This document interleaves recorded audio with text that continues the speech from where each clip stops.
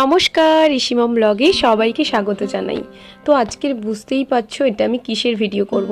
আজকের বিপত্তারিণী বার।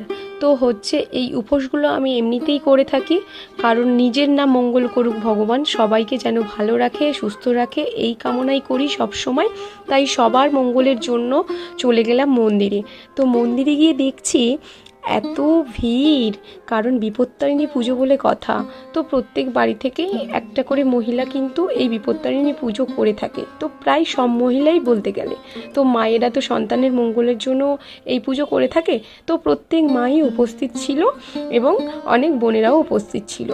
তো দেখো মন্দিরের সামনে গেট লাগানো, কারণ একটা অঞ্জলি পর্ব চলছে, ওই অঞ্জলি হয়ে গেলেই আবার সেকেন্ড অঞ্জলি পর্ব চলবে।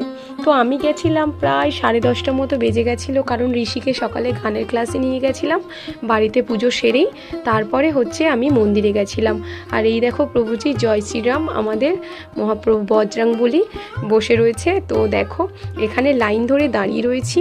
আর একটু বলে দিল যে এই এখন যারা অঞ্জলি দেবে তারা কিন্তু এখন ওয়েট করতে হবে, কারণ 11:30 থেকে 12:15 পর্যন্ত হচ্ছে ওখানে মায়ের আরতি হবে, ভোগ আরতি।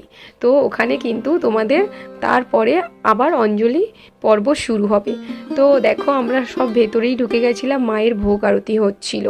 তো ওখানে এত ভালো লাগছিল, এতক্ষণ কিভাবে যে সময়টা কেটে গেল। তারপরে আমরা পুষ্পাঞ্জলি দিয়ে কিন্তু বাইরে চলে এলাম, আর ঠাকুরমশাইয়ের কাছ থেকে ডোর বেঁধে নিলাম।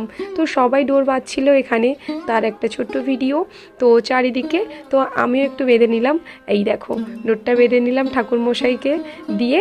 তো আমার অঞ্জলি পর্ব শেষ, এবারে ঘরে যাওয়ার পালা। ঋষির বাবা এই সময় দেরি হচ্ছে বলে আনতে চলে গেছিলো, যে দেরি হচ্ছে কেন, কি ব্যাপার, যে আমি কি করছো বুঝতেই পারছিল না, যে এতক্ষণ ভিড় ছিল ভোগ আরতির এতক্ষণ সময় ও বুঝতেই পারলো না, কারণ ও তো নিজের হাতে সব এগুলো তৈরি করেছে। তো ওর জন্য ও খায়নি। আর লুচিকে তো ভীষণ ভালোবাসে, যে আমি এলে একসাথে খাবে তার জন্য। তো হচ্ছে দেখো আমি আসার পরে কিন্তু এই সিমইটা হয়েছিল।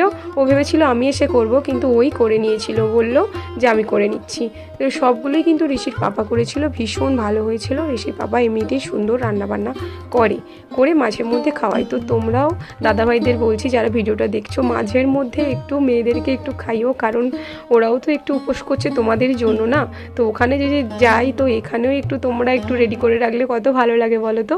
এটা কিন্তু বেশ ভালো লক্ষণ, তো আমার খুবই ভালো লাগে। তো হচ্ছে সবাই আজকের এই মতন টাটা। তো আজকের আমার এইটুকুই ভিডিও। সবাই ভালো থেকো, সুস্থ থেকো, আর ভগবান সবাইকে ভালো রাখুক এই কামনাই করি। আবারও চলে